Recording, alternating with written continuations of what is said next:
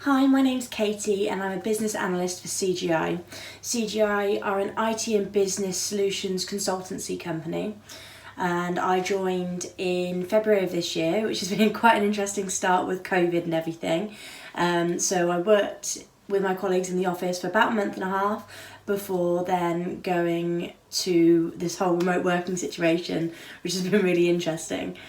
So my career didn't start in STEM. I started working for a retail company when I was 16, and I worked for them part-time right through my university degrees, which were both in biology.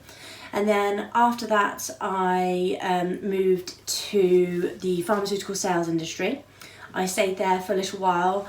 Then I moved in to be a mediator for ombudsman services, and then I moved into the learning and development environment where I was a project manager, and then full circle I started work at CGI as a business analyst. So a lot of my roles have been quite varied and across different industries, but they've all kind of had the customer focus and that sort of slightly more back end approach, so the more behind the scenes side of customer focus. So this talk is all about women in engineering, and what I find at the moment is that STEM subjects are really progressing us into the future and really into a new age. And so we're delivering new technologies, new practices, and new ways of thinking. And that last one, that change of mindset's really integral. And so really, if you're involved in this industry, in whichever field, you're at the forefront of that, and it allows you to progress and sculpt the future, and you can have hands-on involvement in that. So for me, regardless of your gender, who wouldn't want to get involved with that? If I was going to offer advice to other women in this industry, I would say ask questions, speak up, and be seen. In every industry I've worked in, there have been consistently good workers who've worked hard and done what they need to do, but they didn't want to make a noise and they didn't want to make a fuss and they wanted to just blend into the background. And that's fine if that's what you want, but it's never going to get you a promotion. You're only ever going to move up the ladder by being noticed. Now that doesn't mean being loud and being boisterous or confrontational. This isn't an episode of The Apprentice with everyone shouting over each other and undermining each other. Instead, it's just about being seen by those decision makers. So keep doing what you're doing, that's great, but also be heard in meetings.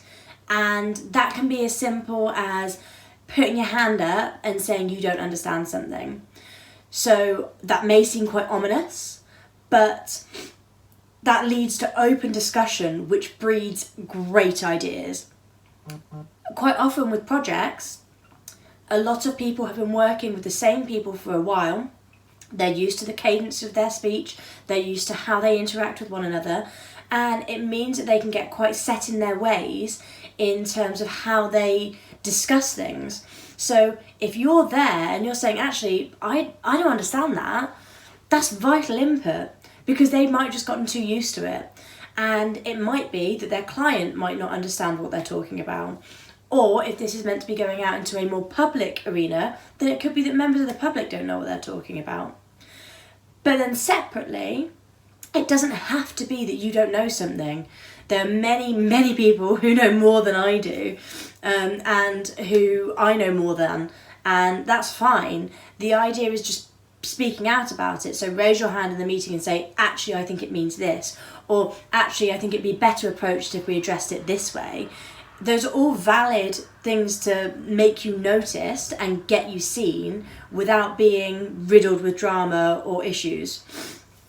In terms of support for women, and in my experience, the best support I've got is from my colleagues and co-workers, and that's, again, regardless of gender, both male and female.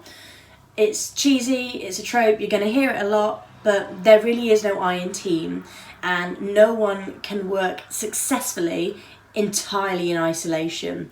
So you do need to work with people, whether that's stakeholders, managers, or your peers. And so asking for help in those situations is really the best thing you can do, and get other people to bolster you up, and in turn you bolster them. Asking for help doesn't mean that you're weak or that you're bad at your job. It simply means that you're accepting that you're not perfect. And that is a really powerful statement, because it gives you something to address, it gives you something to work on, and it can identify a learning need.